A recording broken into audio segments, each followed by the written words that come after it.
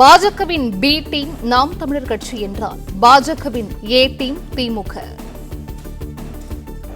நான் B team, A team DMK இருக்கிறதுனால நான் பி டீம் ஆயிட்டுருக்கேன்.